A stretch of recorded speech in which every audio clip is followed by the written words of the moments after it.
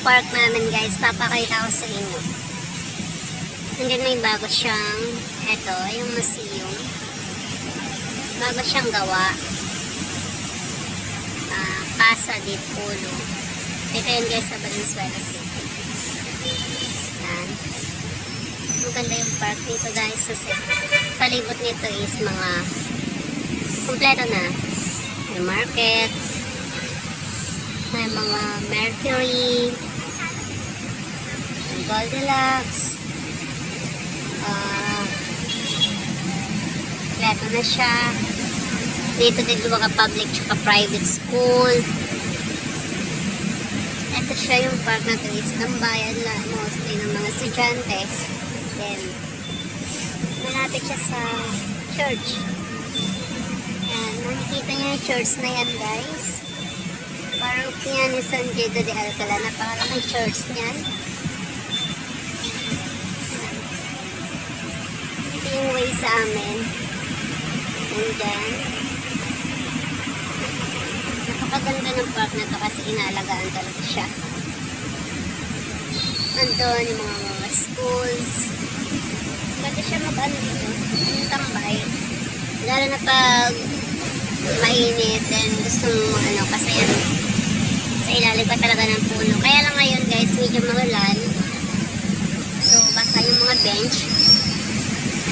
Pero meron pa rin. Kakatapos ng mga estudyante mag-practice ng mga sayaw nila.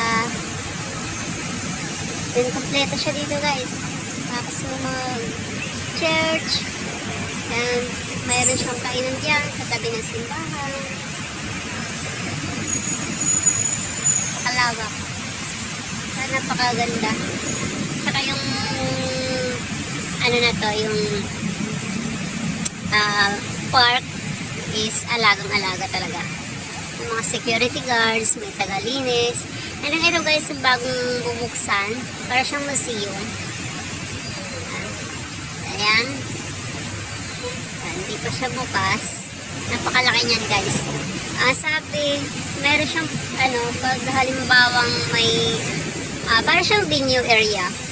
Halimbawa, gusto mo magpa after ng kasal, binyag, meron siyang place. Parang venue place siya ng mga occasion. And syempre magpapabook ka, ibayad, ganun.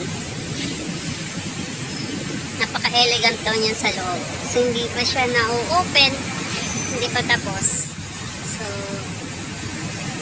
abangan natin. Siya. Papakita ko sa inyo yung park dito guys.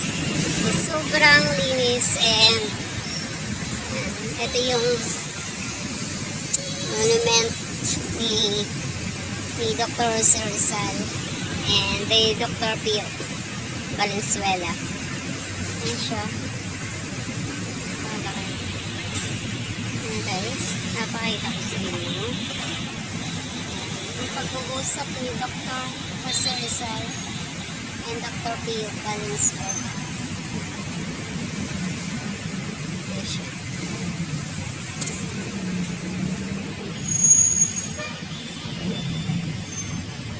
Dito yung area.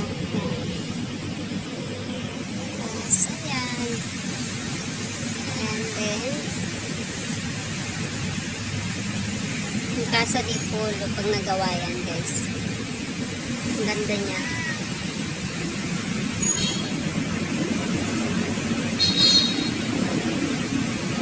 Para siyang mansion.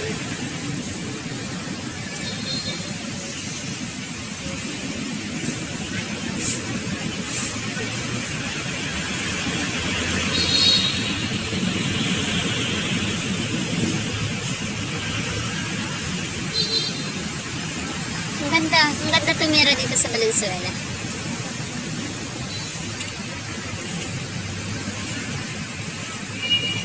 Malapit din pag may mga work ka. Ang dami rin dito factories.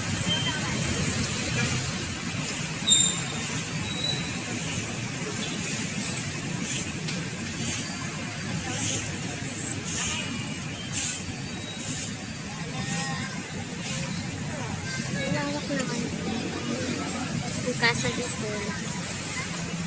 Meron siyang fountain, pero wala siyang water ngayon. Makape na tayo. Pero maganda siya paggabi dito guys. Marami siyang lightnings.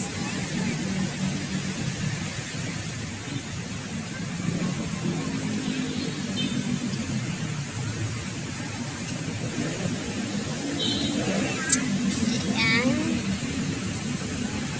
Hindi ka maboboard. Ayan. Ayan yung church. Sobrang laki ng church na yan. And sa tabi niya mga pod stool. Hindi ka mabubuhay. Diba? Sobrang linis guys. Isang ganda pa.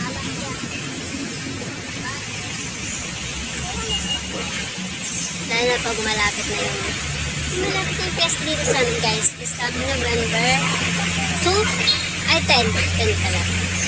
Yan. Makikita siguro, baka sabay ito yung pag-open ng casa na yan. Itong Casa de Polo. Baka sabay siya pag-open.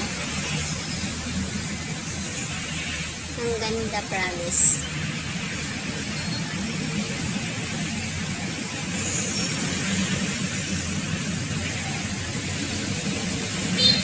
Tataba ng baboy. Lalaki. Ito yung entrance niya. Sobrang laki. Hindi ko alam kung pina-close to. Siguro hindi kasi maraming nagtatambay dito.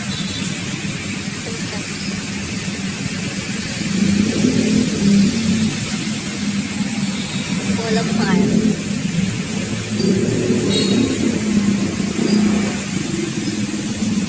Ganda niya. Halimbawa ganito, kasi mag-isa lang ako lagi sa bahay tuwing hapon kasi nasa school na sila. Yan, maganda tumambay dito.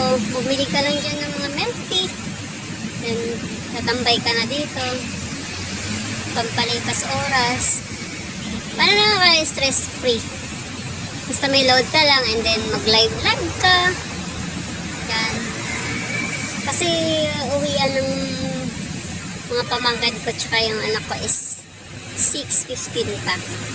So, mag-isa lang sa bahay, boring. Eh, pag dito ka sa park, di ba?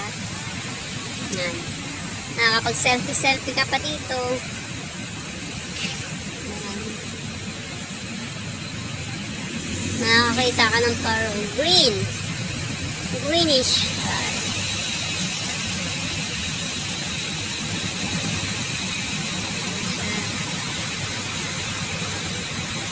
Maganda ng halaman. Talagang alam mo na inaalagaan talaga.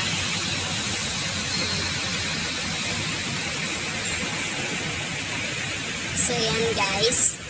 And siguro, pag pumunta pa kayo dito ng fiesta, napakadami dyan sa harap ng simbahan ng mga paninda. Mga kakanin, yan.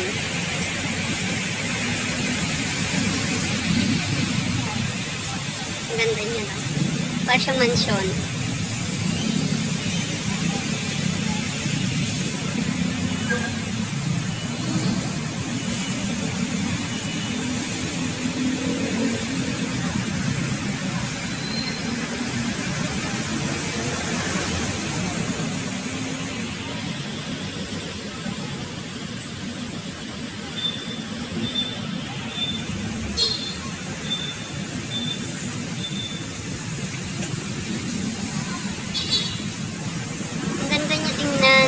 So guys, habang tatambay ako dito, yan. Yan, diba? Pintuhan lang tayo. Wala akong dalang selfie stick. Sana ano ko ito, mapaharap ko yung camera, dinusok tayo. Hindi.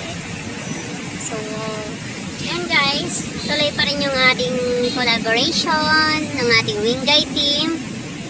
Magto 2 years na siya. Marami na tayo natulungan sa ating pag-YouTube. Marami na din nagsasahod sa mga members natin. So, sa mga nagsusupport pa rin, thank you so much sa aking members. Wingay team. Ano tayo? 2 years. Still fighting. May mga dumadagdag, may mga umalis, it's okay. Diba? May bumabalik, yan. Basta tayo, ano tayo, support each other tayo. Yan. Sa ating mga kakulags, sana mga legit. Kasi sayang naman yung ating pagkakulags ko, hindi naman mga legit yung ating ano, diba? Sayang. Wingay team, no other mga branch kasi unlike sa ibang mga kakulags natin, maraming silang branch sila. Branch 1, like example, Wingay team 1, Wingay team 2. Sa amin kasi guys, hindi kami nagaganyan.